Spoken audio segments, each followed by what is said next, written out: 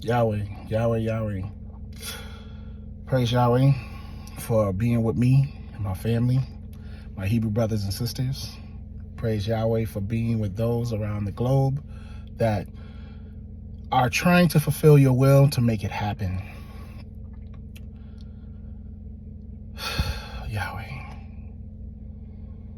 The people of the earth, whether it be black, white, yellow, green, whatever your color may be, you know, the things that we have to deal with in life is serious.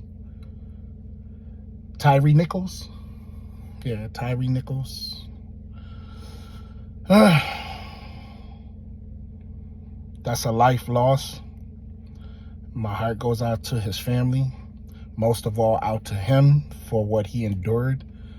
The beating, the long sitting after the beating, as he suffered in anguish and probably cried so much times and telling him he can't breathe. But this is the thing. No matter how emotional I may feel and I watch everybody feel, you're not going to like what I have to say. Why? Because no one in this day and time wants to answer for the things that they do. Everyone wants to be emotional. Everyone wants to do wrong and feel that they should not be held accountable for it, no matter what. Now, I watched the whole video. From the point that they gave us all the way to the point of their ending of their cam on their chest, to the residents having the camera going on their home and everything, to the ambulance pulling up and all of that, just everything. And here's my thing about all what took place, because they didn't let us see what happened before everything else, you know, before it took place of them going to get him out of the vehicle. We didn't get to see what they said they actually was trying to charge him for: reckless endangerment, of driving crazy and everything. But, you know, the way that they approached the vehicle, that's normal officer stuff when they're upset and doing what they're doing. You know, I just want to say that whether it be black or white or whoever, I've watched every officer run up to the vehicle very aggressive when they're upset.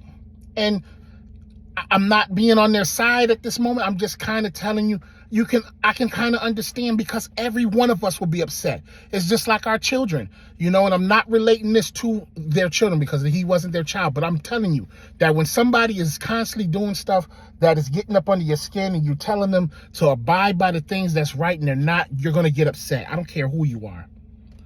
And so they approached the vehicle upset because of whatever he was doing. And he was being snatched out of the vehicle. He was saying he didn't do anything. But here's where it gets tricky, because as they were putting him on the ground, bending his arms and telling him to do everything that he was supposed to do, and he was on the ground like they said, but here's where it gets really tricky. He steady wanted to keep turning around. He wanted to keep fighting with their hands and not letting them put his hands behind his back. Would they have hit him still in that point? We don't know. That's the thing. Once he got handcuffed and did everything, would they hit him? I don't know. They were very angry and very aggressive, so we don't know. But we also didn't get the chance to see that. However, we did get to see that he was not complying, you know. And they had to say numerous of times, put your hands behind your back. Put your hands behind your back, this, and that, constantly. And then when they did, he jumped up and ran. And black people, you already know you don't run from a cop. Even my daughter said that. As a black person, it's sad to say, but you just don't run. But I understand he was being pepper sprayed and electrocuted. And he like, oh, my God, he just had to get out of there, you know. But none of that would have happened and got to that point had he just complied. No matter what, just comply. People, we don't like complying, and that's the biggest problem. We always want to run our mouths. That's the problem. None of this would have happened to this young man if he would have just listened. No matter what, stop with all of the not wanting to follow rules and listening to freaking idiots online and telling them to question the officer. Leave all that stuff for the court. Stop trying to play like you're a lawyer at the window when they walk up to you. Just give them what they want. And I'm not talking from non-experience. I done experienced it. I done went through this nonsense. Twice in my life, I went through the bad part, and many times I went through the good part, because twice when I was a knucklehead, wanting to do all those things, question, talk, not comply, well, I got crazy stuff happening to me when it took those turns.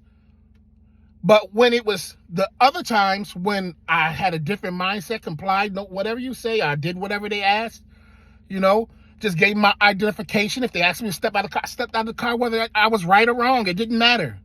I did it. Because you're not going to win with them. The worst thing you can do is try to fight with an officer who already has the right, according to his mind or her mind, to do whatever they have to do to prove their point and their job in that moment. No one is going to save you. So it's best to do it. And how I'm weighing this situation right now is from the Honorable Yahweh Ben Yahweh. Also the Honorable Malcolm X. Malcolm X talked about situations about what was happening to Martin Luther King Jr.'s people when they was getting beaten from the marches and stuff like that they were doing in the marches. Malcolm X is basically you going out there and doing all that stuff and trying to get justice from a system that is not for you. So when all this stuff start happening to you, it's going to happen like that. So we see all of that badness happen. Then the next point that I'm going off of is the Honorable Yahweh Ben Yahweh, my mentor. And one of my greatest things that he says in Yahweh is for, his class, Yahweh is for, he said, I teach my disciples to be honorable and respectful to all officers. I teach my followers that if the speed limit say 35, you go 30. And when the officers come, you answer them. Yes, sir. No, sir. You speak respectable to them. You do not disrespect them. That's what he teaches. So when I see Hebrews online going crazy, I can tell you don't follow and listen to Yahweh Ben Yahweh, who you say you love anyways, because you never will be acting like you're acting. You will be able to judge that situation and know that that's our people, yes, that we should feel sad and everything like that, but they're bringing it upon themselves because they are hard-hearted and hard-headed and don't want to listen and always want to fight authority. Anything that tells them to do right, they want to go against it. See, 2 Chronicles 7:14, one of the first things that the Creator tells us is to be humble.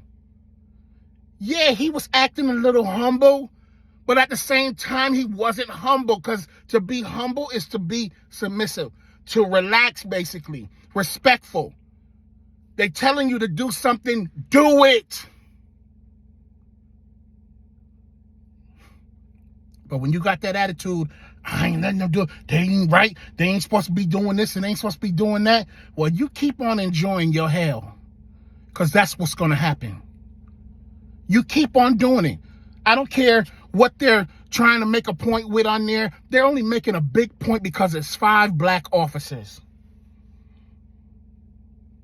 You don't want to talk about the race situation? No. And black people running out there, let's just get them. You did the same things with the white officers. And look, they starting to do little things, but they making the greatest example and instantaneously charges on 5 black officers. But if it had been white officers, they would have took the time. They would have been suspended with pay. They would have been all of these different things.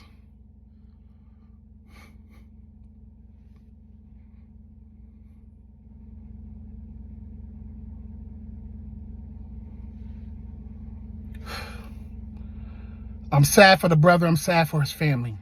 But my thing is, be respectful, be humble, and do what you're told.